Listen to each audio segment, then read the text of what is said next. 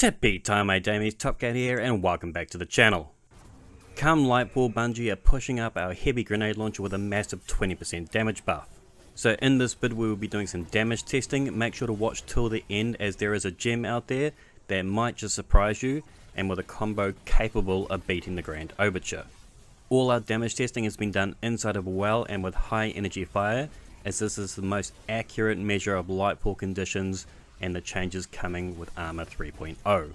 We start with the rapid fires and the Tarnation. We crafted it with spike grenades, but honestly perks tend to be a little more suited to ad clear rather than outright DPS.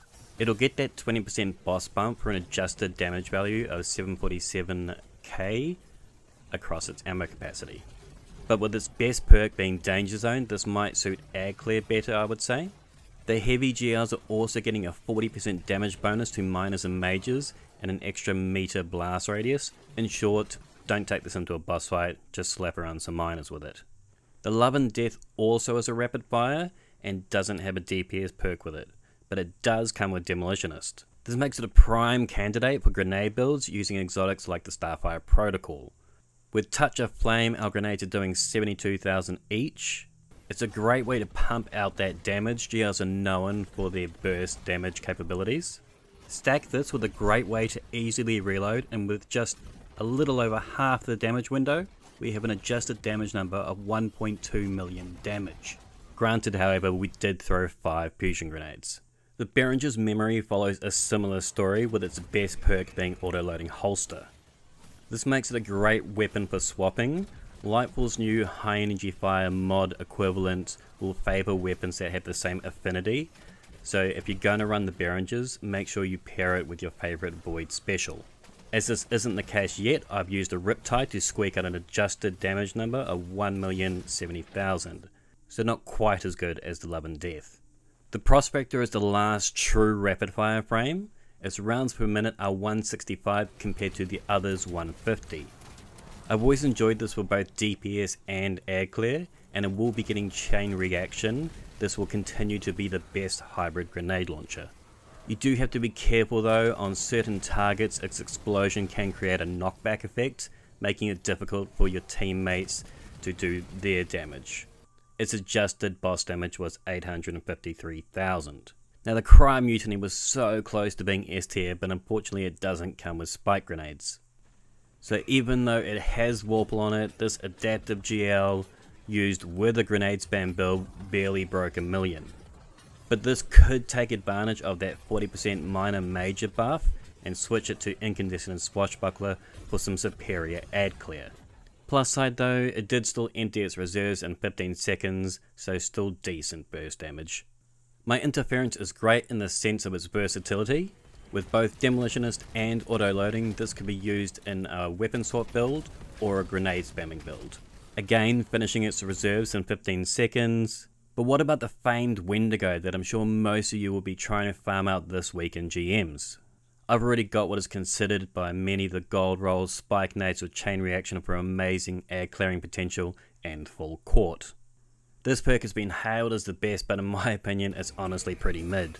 I don't like a perk that adjusts, as I want reliable damage numbers, and many bosses we encounter actually aren't all that far from us, so you can't take full advantage of this. And personally I tended to have collision issues with this. Now come Lightfall there is getting an improvement to collisions, but I still feel this is more hype than anything else. I tested this 6 times and honestly the best adjusted damage I got was 846, so not that spectacular. Gambit's Crowd Please is ironically named as it will be good at destroying them. Chain reaction is the best in slot here, and although it can clear ads well, it wasn't even worth a damage test. This is a similar story with the memory. I love it in Cruci, but in PvE, Disruption Break really is the best source you're going to get here. Maybe pair it with a sniper, but honestly I wouldn't waste your time. Especially when the monster is back, baby. The Anarchy reigns supreme over many a season. It's arcnades that attach to targets made for safe damage in GMs, and consistent background damage as you wailed on a boss with a Succession or a Cartesian. Currently only 2 grenades can do damage at a time, so we apply this every 10 seconds to apply damage throughout the entire damage phase. Its adjusted damage will be 595k, which technically is the weakest, but we pair this with another weapon and you'll see the true potential of this. It also has to be said that over the course of this damage phase, I'm only using a third of its reserves, making it superior in terms of ammo economy compared to the other grenade launchers and their pump and dump mentality. Paired with another weapon like a fusion, its adjusted damage value is an admirable 1.27 million, with fuel left in the tank. But the Typhon doesn't leave anything behind. Explosive light reigns supreme. The Wendigo can also get this, but the Typhon is a world drop and can be farmed out at the helm. With only 6 stacks of explosive light, and in 15 seconds is pumped out an adjusted damage value of 1.04 million. And you can go higher with this, as we get our 6 stacks pre-damage phase, use the orbs generated through Wells of Radiance. Titans can pop their bubbles for 2 orb gen. If you don the Crest of Alpha Loopy, you can squeeze out an extra orb. But the Hunters have it the best with the Golden Gun, creating orbs on precision hits. You can generate 6 orbs per super. So with the right fire team comp, the numbers could go up as high as 1.4 million. The Typhon can also roll with demo if you wanted to go the route of grenade spam. A few great grenade builds might be using the Renewal Grasps, Young Ahamkara Spine. Titans have the Armamentarium, but for this test I've chosen the Osmiomancy, as I wanted to lean into the perk Chill Clip. The test was using Whisper of Fishes, Durance, Shards and Impetus. Now its base damage was on the low side, but if combined with Chill Clip Fusion like the Riptide, you can break 1.1 million with ease. Now with one grenade launcher left, I've swung back around to our rapid fires, and one of my favorites to use is the Canis Major. This is the only GL to have both Warple Weapon and Spike Nades together. Its adjusted damage value is 816, but with Ensemble it pumps it out quicker, allowing us to pair it with the Merciless. Now in this test I'm just firing the fusion. I'm not going to be getting the kill first to proc Impetus, as this won't be the standard across all damage phases. And trust me, with an adjusted damage of 1.48 million, you won't need to either. Now that's seriously strong, so let's compare that to our current reigning DPS king, the Grand Overture.